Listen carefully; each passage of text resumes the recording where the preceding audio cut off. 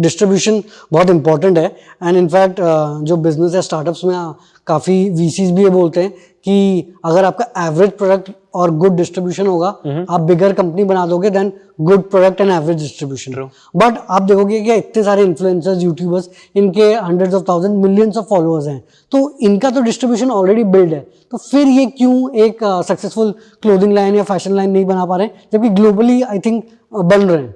C I think problem है कि India में इकोनॉमिक्स बहुत अलग है। इंटरनेशनली अगर मैं देखूँ किसी यूट्यूबर का जो मर्चेंडाइज है वो $20 में मिल जाता है, जो इंडिया में करीबन 1600 रुपीज़, इंडिया के लिए काफ़ी एक्सपेंसिव प्रोडक्ट है।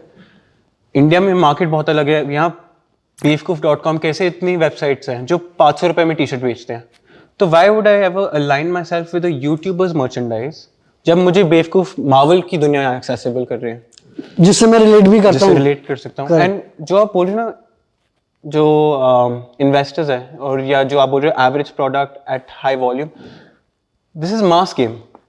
अब मास गेम इंडिया में again it is only worth it if you are either cost competitive और if you have a very large IP attached to it. Okay, YouTubers अगर समझो आपके 5 मिलियन 10 मिलियन फॉलोअर्स भी हो, आप एस्पिरेशनल ना हो, मैं क्यों खरीदूं जब आयरन मैन इतना एस्पिरेशनल है, करेक्ट, इतना एक्साइटिंग है अवेंजर्स। बेसिकली हमारी वो जो प्रीमियम ऑडियंस है वो इतनी है नहीं, तो दो नंबर वाइज हम बहुत हैं, बट वो जो प्रीमियम ऑडियंस इतनी है नहीं, एंड लोअर प्राइस में इतनी ज़्यादा कंपटीशन है फ्रॉम बेवकूफ टू H&M, मतलब डिफरेंट लेवल्स पे डिफरेंट कंपटीशन है, so people might as well take their clothes, क्योंकि उनकी ब्रांडिंग भी है, एडवर्टाइजिंग भी है। But it's not that premium audience नहीं है। इंडिया का अगर देखो ना, इंडिया में India A, India B, India C है, जैसे इकोनॉमिकल बाइंग पावर है।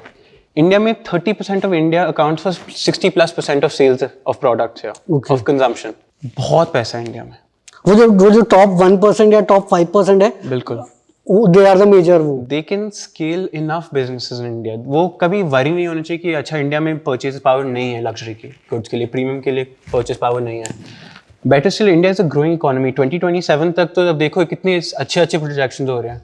सबका average income is going to double.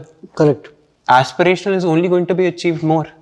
तो आई थिंक जो premium bridge brands, luxury brands है, उनके लिए तो फुल स्कोप है, प्रीमियम के लिए फुल स्कोप है।